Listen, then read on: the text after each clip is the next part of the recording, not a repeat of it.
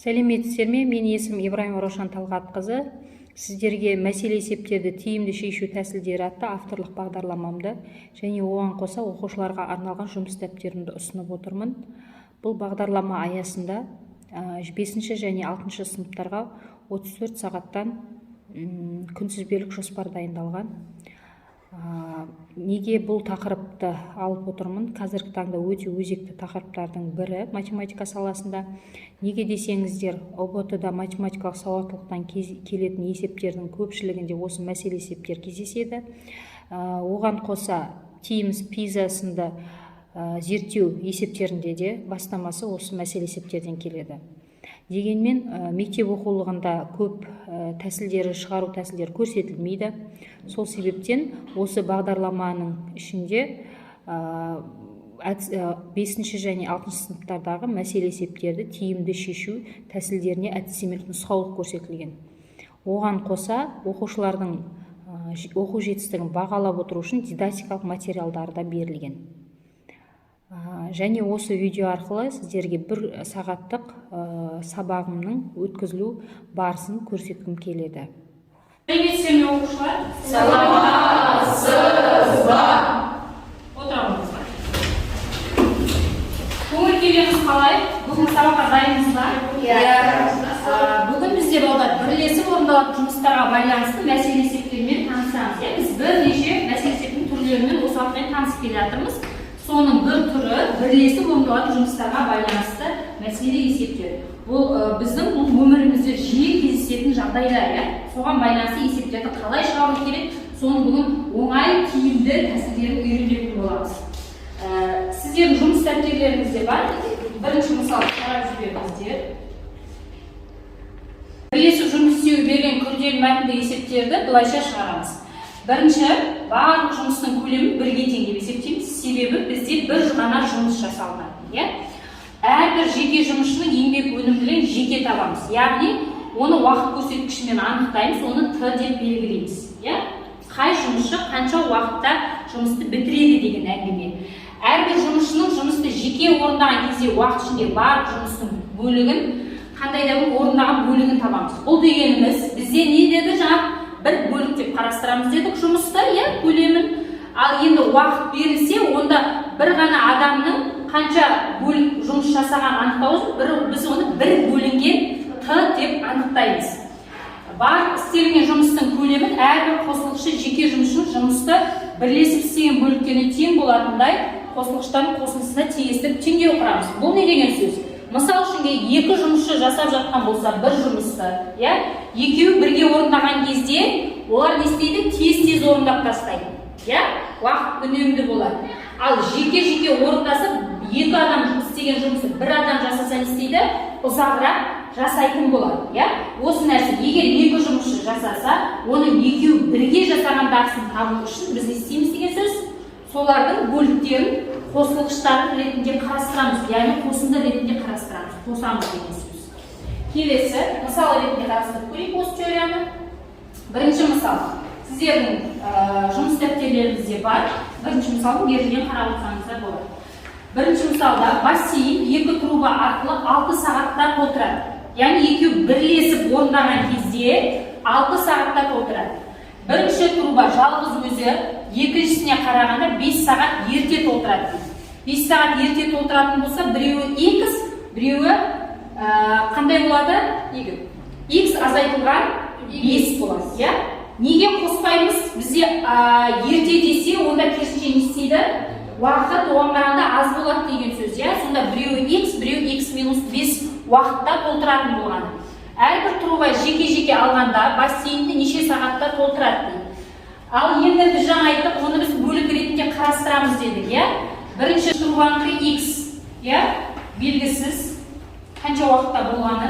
Екінші труба оған қарағанда 5 сағат ерте.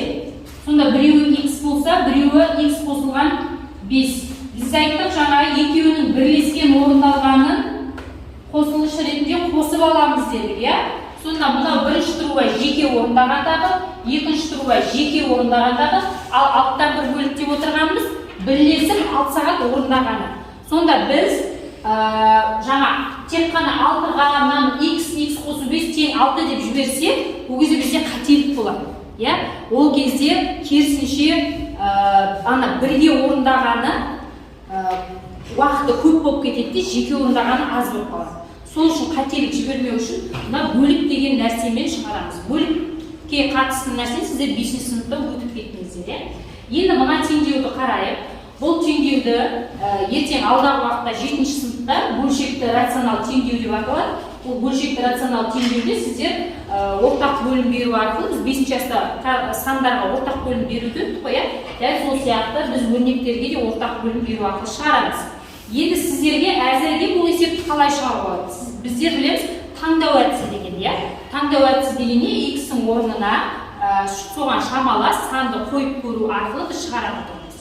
Енді есептеп көрейік. Мысал үшінге, мына жерге x-ің орнына санды қойған кезде, сол екеуінің қосындысы 6-1-ге тең болатындай болу керек. Енді x-ің орнына мен 10 деген санды қойып көрейік. Сонда ол не болады? Біреуі 10 сағатта жұмыс жасайтын бітіретін болса, онда ол 10-нан 1 бөлік болады. Екіншісі 10 қосылған 5 болып кетеді, ол неше сағатта істейтін болған болады? 15 сағатта жасаған болады. Енді тексеріп көрейін. Егер осы екеуінің қосындысы, бірінші трубадағы мен екінші трубаның бөліктерінің қосындысы 6-1 берсе, онда менің жауабым дұрыс болады. Сонда ортақ бөлім берейік, біз білеміз сандарға ортақ бөлім береді. 10-ға 3-тен берем, 15-ге 2-ден берем. Ал 6-1-ге немесе 6-1-ге теңестіре салады. Мына жаққа бермей қояйын. Сонда мынау неше болады? 30-дан 1, 3, мынау 2, 5 болады. 30-дан 5. Енді 30-дан 5-ті қысқартсам неше болады? 6-дан 1 болады. Сонда 6-1 тең 6-1 шықты ма? Менің теңдеуім орынды болды. Онда менің бір бөлінген 10 деген сөз балдар. Біз жаңа бір бөлік деп алдық қой, жұмысты. 1-ді 10-нан 1-ге бөлсем, не болады? Ол деген сөз 1 көбейтілген 10 болады, Көбейтумен алдырам ғой бөлігі. Кер санды көбейтем, 1-ді 10-ға көбейтсем 10. Сонда біріншісі 10 сағатта, екіншісі 1 бөлінген 15-тен 1. Ол деп отырғанда 1 көбейтілген 15. Екінші труба неше сағатта? 15 сағатта деген сөз. Сонда 15-тен 1-ге 10-нан 1-ді қосқан кезде 6-1 шығады. Сонда бірлесіп орындаған кезде тез бітіреді байқадық па? 6 сағатта бітіріп тастайды, ал олар жеке жасамда ұзақ жасайды. Біреуі 10 сағатта жасайды. Біреулер шалт қимылдауы мүмкін, біреулер жай орындауы мүмкін, соған байланысты. Осылай бөлік ретінде жаңағы теориясын осылай қабылдаймыз. Енді сіздерге алдарыңызда фишкалар бар, соларды бір-біреуден таңдап алайық. Бір-біреуден. Енді сол таңдауларыңыз бойынша топқа топтасамыз.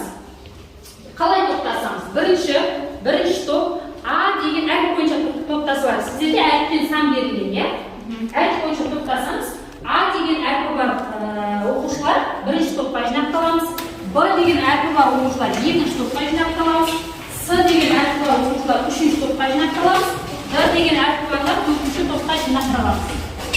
Сіздер жинақтала қояйық.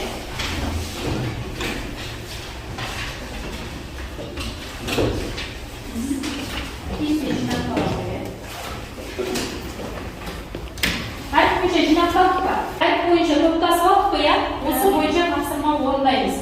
А оқушылардың барлығы бірінші есепті орындаймыз. 109-шы бетте жұмыс дәптерлеріңізде, Б оқушылар нөмірі екінші есеп жұмыс дәптерінде 109-шы бетте, С оқушысындағы топтағылар үшінші есепті орындаймыз, Д оқушысының топтағылар төртінші есепті орындаймыз. Ал тездетейін. Түсінбей жатсақ, менен сұрасаңыздар болады. Шешуін сол жерге орындаймыз.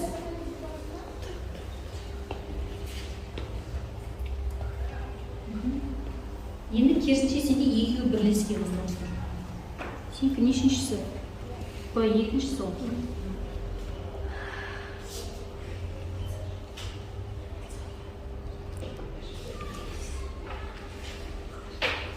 екеуіне бірге, онда 30-дан 1, соны 45-тен 1 қойыласың.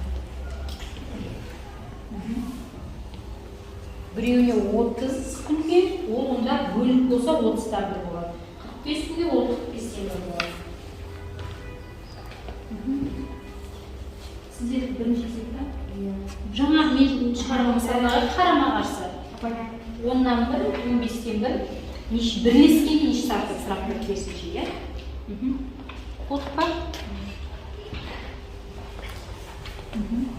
Астына бөлек жазамыз. 6-тан 1 дегеннен кейін 1 бөлу 6-тан 1 деп бар, сағатты шығарамыз. Балдар, бірден 6-тан шыққаннан кейін біз білеміз, уже 6 сағат екенін ол, бірақ 1 бөлінген деп бар шығарайық. 1 бөлінген 6-тан бөлікті, 1 бөлікті анаған бөлгесін бар. Бұл бөлігі бойынша сан табуы 5-ші сыныпта өтеді. Сол бойынша шығарып тұрмыз жерді.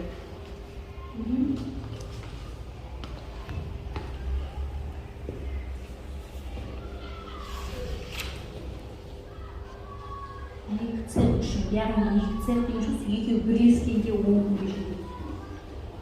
Бірінші цехқа 15 күн істеуге жетеді, ал екінші цехті тап деп тұр. Сонда сен екінші мына x дейді, 1 бөлінген x белгісіз.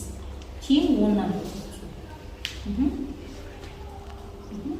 Ортақ бөлімдер жүріп.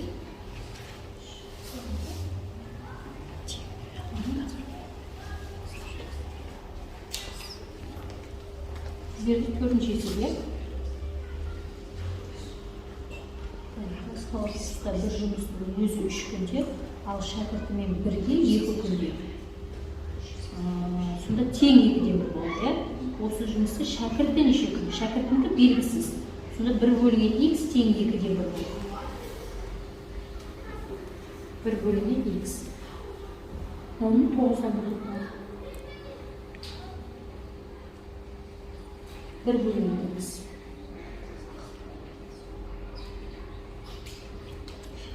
Мұны 1 бөлінген x қояды. Түсіндік па?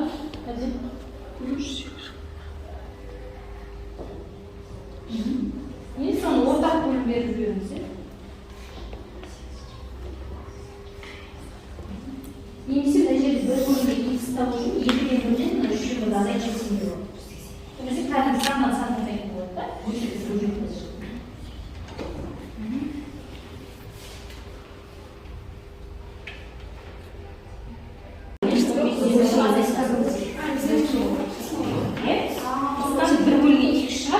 Ал x-ін айтады 1 бөлінген деп сол шыққан жерге есептеп жүрмін ортақ бөлінген.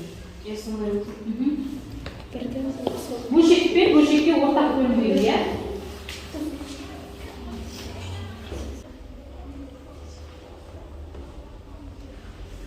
Бардыңыз болдық па?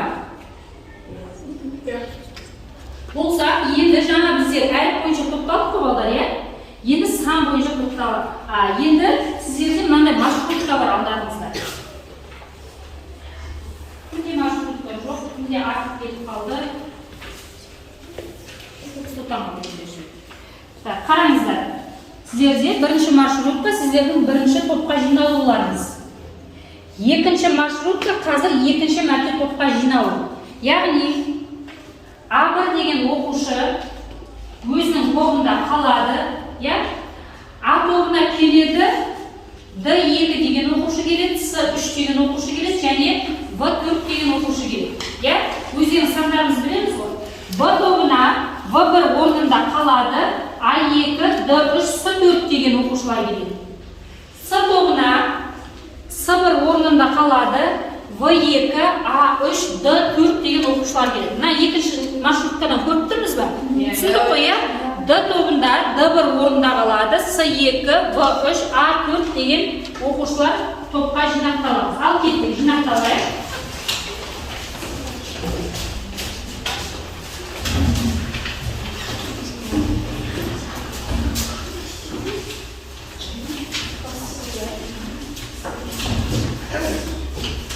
Дұрыс орналастық бар, маршрутка бойынша. Сіздерде A1, V2, 3 топтың да оқушысы бар бізде. дұрыс. Дұрыс. Барлық топта 4 түрлі оқушы отырмыз, иә?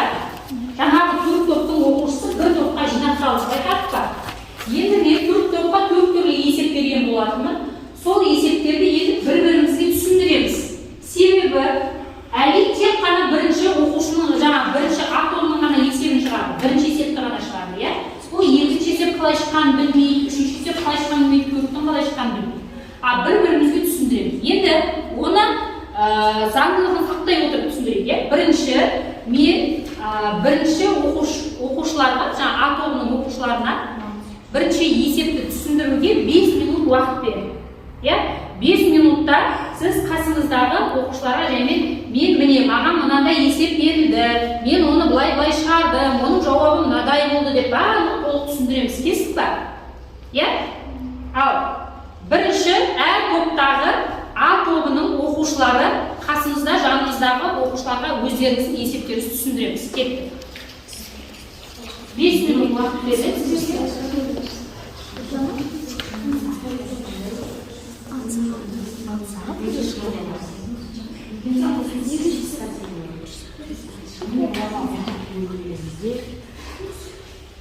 Biz bölümün 30 saatte şimdi ona şöyle kıskartacağız. Yani orada şimdi kıskartуға сонда бөлем және көбейтеміз. Сонда шыққан 6 сағат.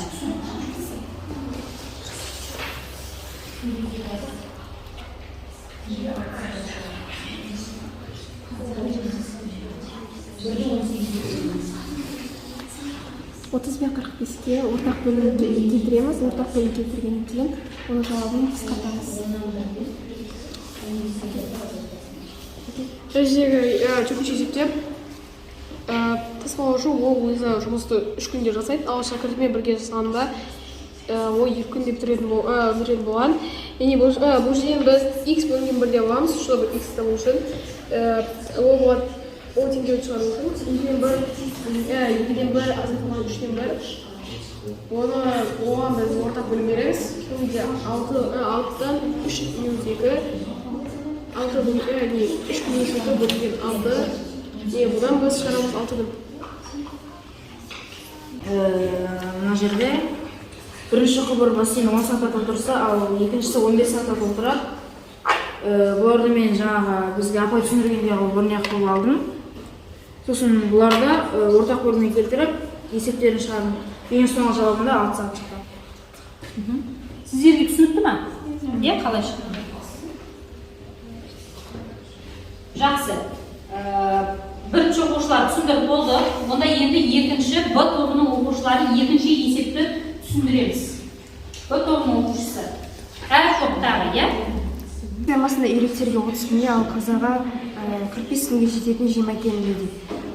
30 бен 45-ті бөлшекке салу арқылы 30-дан 1, 45-тен 1-ді қосамыз. Және оларға ортақ бөлім бергенде 30-ға 3-тен, 45-ке 2-ден бергенде 90-ға 5 шығады. 90-дан 5-ті қысқартқанда 5 пен 90 қысқарғанда 18-ден 1 шығады. 18-ден 1-ді 1-ге бөлу арқылы 1-ді 18-ден 1-ге бөлу арқылы 18 күн екен таба аламыз. Жақсы, өте жақсы.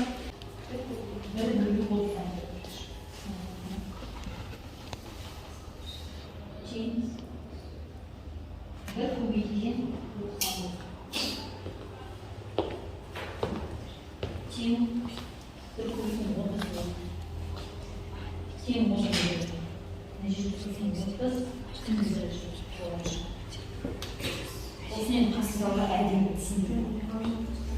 Иә? Меріз түсіндірем.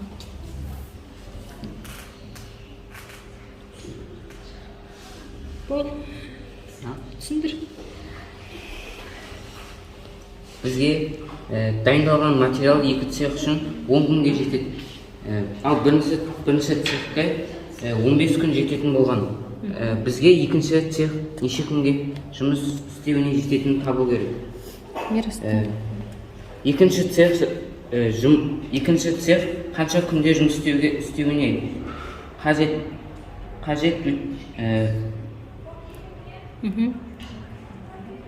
мына жақта екі цех 10 күнде ал 10 күннен аламыз бірінші бірінші цехтың, цехты. Аха, дұрыс. Сол кезде екінші цехтың бөлігі шығып тұр, иә? Иә. Сосын оларға ортақ бөлім береміз. 1-ден 3-ке берем, 1-ге 3-ті береміз, ал 10-ға де. 10-ға 3-ті береміз, ал 15-ге 2-ні береміз. Бізде 30-дан 1 шығады. Енді 1-ден бөлеміз 30-дан 1-ді, тең болады 1 көбейтілген 30-дан 1. Тең 30. Сонда екінші цех неше күнде жасайтын 30 болғаны? күнде жұмыс 30 күнде жасайтын болғаны. Жақсы. Өте жақсы. Сіздерге барлық 4 есепте түсінікті болды ма? Енді осы 4 есепке ұқсас кез келген бір 4 есепті беремін. Соны маған тақтада орындайтын боласыздар. Енді кім орындайды, ол мына қарға байланысты болады, иә? Мен сіздерге қар лақтырам, қар кімнің алдына түседі, сол адам тақтаға сол есепті орындайды. Кесіп па?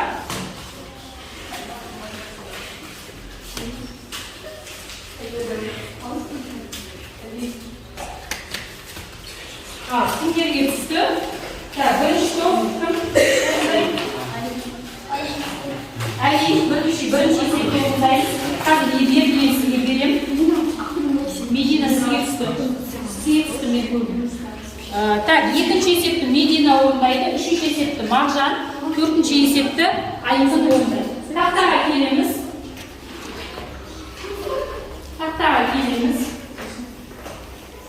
Жұмыс дәптерлеріңізді алып шықсаңыздар болады, есеп соның ішінде.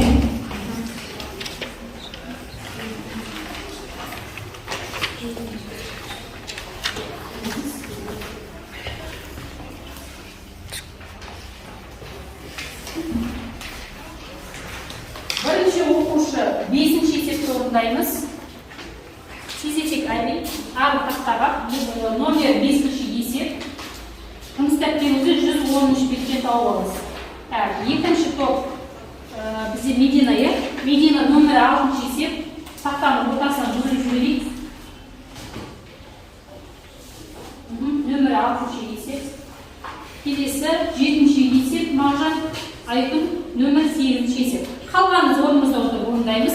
Және де жаңағы сіздерге түсіндірген оқушылардың есебін жұмыс дәптерлеріңізге түсінгендеріңіз бойынша шығарып тастасаңыздар болады.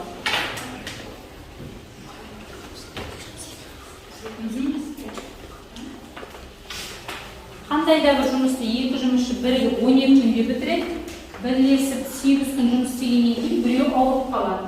Содан екінші жалғыз істеп жұмысты 5 күнде бітіреді. Әрқайсының жеке жұмыс жасағанда бұл жұмысты неше күнде бітірер еді.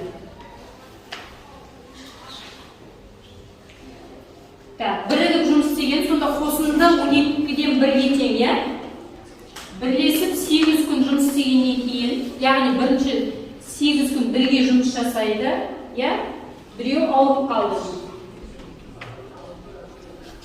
Екіншісі жалғыз 5 күнде бітірді. Теңдеуін қалай құрсақ болады?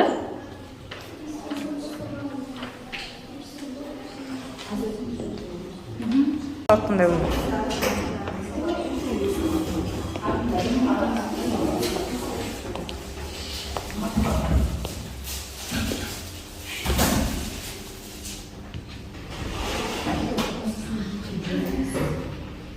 Бір оқушы сыныпты 20 бетті тазалайды, ал екінші оқушы 30 бетті тазалайды. Бірге тазалағанда уақытын тапсырады, иә? Жақсы. Сонда бөлікке айналдырып аламыз, иә? Бір бөлікке 20, осыға бір бөлікке 30. Тек болады бір бөлікке X. Бұларды жұқтап алған кезде Жұқтап дегенде ортақ бөлімі. Ортақ бөлімі Айтамайшы. бір оқушы сыныпты 20 бетті тазаласа, ал екінші оқушы 30 бетті тазалайды. Ал біз екеуі бірігіп қанша уақытты тазалайды табуымыз керек. Бірінші оқушы бұларды бөлшекке айналдырғанда бір бөлікке 20, осыға бір бөлікке 30. Тек болады бір бөлікке X. Бұларды ортақ бөлімі тапқанымызда бес бөлінген 60 шығады. Бұларды қысқартамыз, бір бөлінген 12. Бір бөлінген, енді бөлігі бойынша сан табамыз, иә? Бірді 12-ден бірге бөлдік. Сол кезде бір бөлінген 12 Қанша минутта бірге тазалап қалады екен? 12 минутта тазалап қалады. Жеке-жеке орындағанда олар көп уақыт жоғалтады, бірге орындаса тез бітіреді екен, иә? Жақсы, Маржан, рахмет, отыра ғой. Үмітсем 22 болған 22.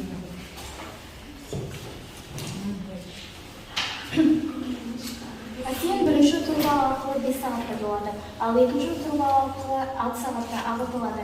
Егер екі турбаны бірден ашып қойса, онда бассейн қанша сағатта болады? Яғни бірінші турбаны 1-ден 5 қыламыз, ал екінші турбаны 6-дан 5 қыламыз. Ал екі турбаны бірден ашып қойса, онда бассейн қанша сағатта толады десек, оны x қылып аламыз. Сонда x Яғни бірлесіп орындағанда уақытын тауымыз кеттіңіз, иә?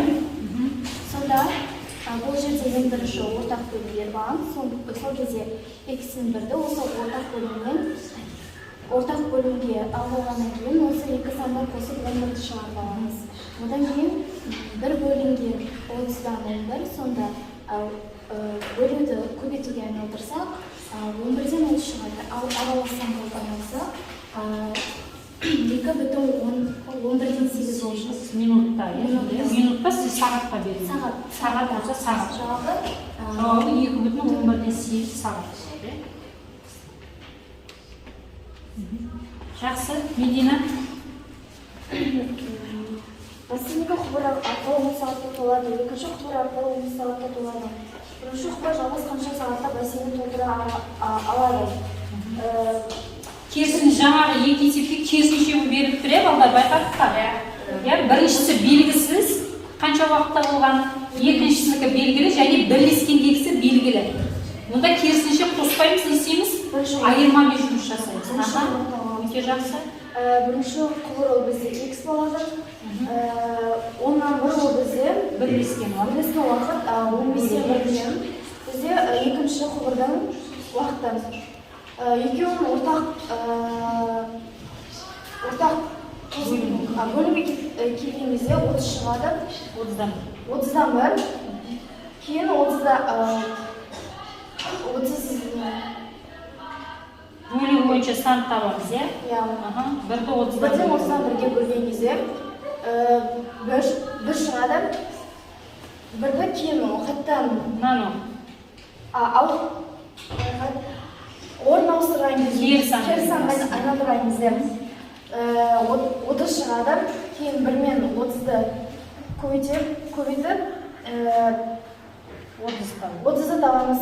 Ол бізде 30. Сонда 30 сағатта қайсы толтырады? Бірінші құбырдан. Бірінші құбыр 30 сағатта толтырады. Өте жақсы отырады.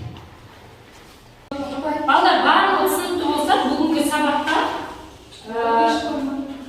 кері байланыс жасап жіберейін. Сіздердің ең керемет жақсы көретін жесттарыңыз мынау, иә? Егер сізге сабақ толығымен түсінікті әрі қызықты болса, мынандай белгі бересіздер. Сабақ үшін рахмет деген белгіні бересіздер және өзгелерге көмектесе аламын деп белгі беруге болады. Немесе барлығы түсінікті, маған әзірше қиын, кішкене түсініксіз жерлер болса, маған өте қиын. Қайсысы қандай белгі береміз? Ал, бәріміз бір уақытта берейік. Мен сіздердің не бергендеріңіз байқайтын боламын.